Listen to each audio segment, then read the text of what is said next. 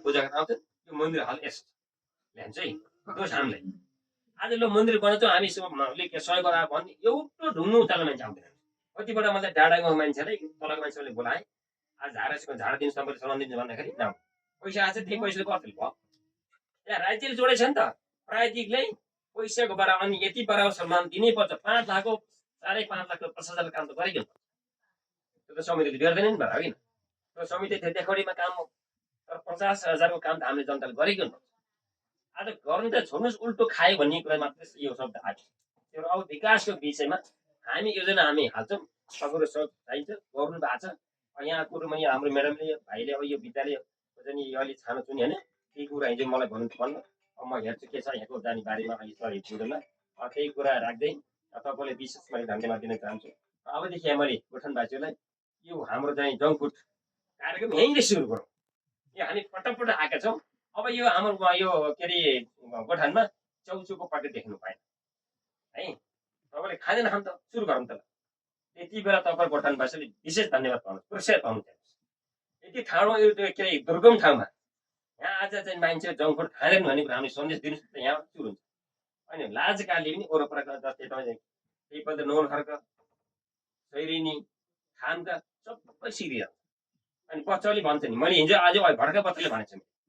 हामी junk food खाना हुनु चाहन्छ हुन्न किन भन्दा रोग लाग्छ थाहा रहेछ बच्चा रोग लाग्दा के हुन्छ मृत्यु हुन्छ मरिन्छ थाहा रहेछ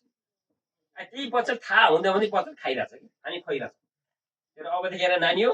कसैका त मैले तपाईँले गार्जेन आउनु भएको छ तपाईँको बच्चाले पैसा मार छेउछेउ खाने भन्ने मलाई म तँ आउँछु यहाँ है अब छेउछेउ खाएको थाहा पाएर घर बाबाआमाले पैसा मार छेउछेउ किन मैले थाहा पाएँ पनि हाम्रो प्रहलाई खबर गरौँला प्रहले मलाई पाउँछु तुरुन्त कार्य कस्तो कार्य थाहा छ विद्यालय आउट पढ्नै नदी अनि भएन त कख पढ्न नसकेपछि के हुन्छ अनि जलाउन जाने अरू त विद्यार्थी पढेर मास्टर डिग्री डक्टर बन्छन् होइन तिमी सँगै पढेको साथीहरू पढेर के हुन्छ डक्टर भन्छन् मास्टर भन्छन् तिमी नपढे मान्छे के हुन्छ भारी बोक्नु परेन खिचुड खान गाँस खान पर्यो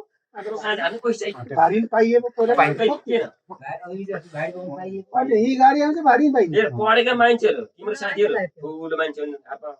जस्तै म्याडम चाहिँ घर जाने मास्टरबाट पढाउँछन् जागिर खान्छन् तिम्रो नपढ्नेहरू के गर्छ बिग्रिन्छ कोही जल्न जाने कोही कहाँ जाने भारी बोक्नु पर्यो त्यही भएर विद्यार्थी बिग्रिन्छ त्यो पढ्नलाई हामीले भने उद्देश्य हामी पढ्न कख सिक्न आएको होइन नि हामी कख सिक्न मात्र आएको होइन हामी घरबाट ठाउँमा आएको होइन हामीले सिक्ने र घरि ठुलो मान्छे बन्ने हुनु भएको होइन मान्छे त्यही विद्यार्थी मैले भनेको थिएँ तिमीहरू किन आएको भन्दाखेरि पढ्न आएको किन आएको ठुलो मान्छे भने थाहा पनि अनि विद्यार्थीमा सबभन्दा अनुशासन हुनुपर्छ भनेर विद्यार्थीमा हुनु अनुशासन भएन त विद्यार्थी होइन हेलो हेलो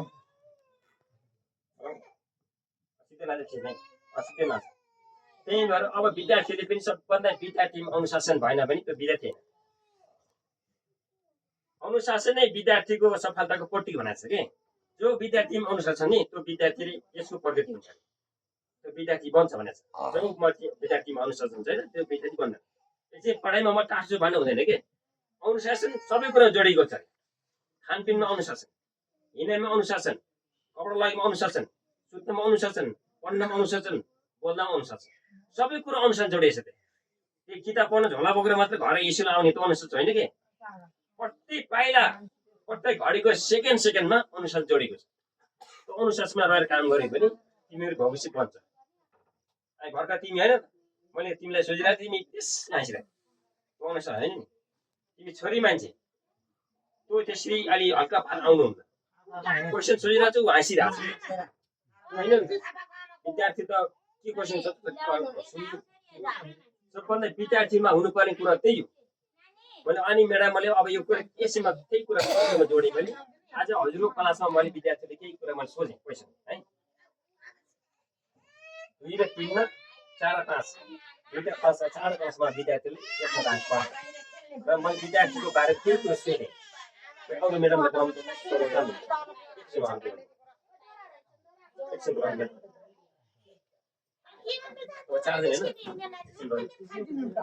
मैले आज नि विद्यार्थीले केही कुरा सोधेँ कि हेर्नुहोस् गोठानमा के छ अहिलेको नेपाल हाम्रो चाहिँ पालिकाले के नम्सिँदैछ भने विद्यार्थी नभएको ठाउँमा विद्यालय हटाउने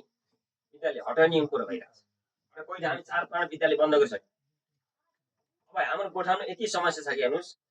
बाध्य छ हटाउनु भने यहाँको विद्यार्थी पढ्न चाहिँ कहाँ जाने सुनगढ विद्यार्थी पढ्न कहाँ जाने है कि तल भिङ्गेरी झर नहीँ आउनु पर्यो यति टाढा छ के अरे 6 नम्बरको सिलगढी 7 नम्बरको गोठान रणसिंहका 2 विद्यालय छन् माथि अनि यस प्रत्येक वार्डमा त्यस्तै 2-3 विद्यालय छन् समस्या आइरहेको छ भूगोलको कारणले गर्दाखेरि जहाँ विद्यार्थी छैन नेपाल सरकारले अब विद्यार्थी नभएन विद्यालय तल घटाउँदैछ गरौँ हटाइदिएपछि कहाँ त विद्यार्थी पढाउने त्यो समस्या भइरहेको छ आज पसेसर हेर्ने कारण यिनी हो यसमा आज पसेसर किन भइरहन्छ भन्ने कुरो यसले पनि जोड्छ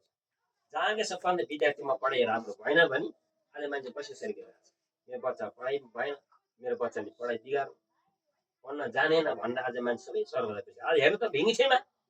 विद्यार्थी खच्चा एउटा कक्षा हामी सेक्सन प्रणाली बाध्य छौँ खरबमा हेर्नुहोस् त्यस्तै छ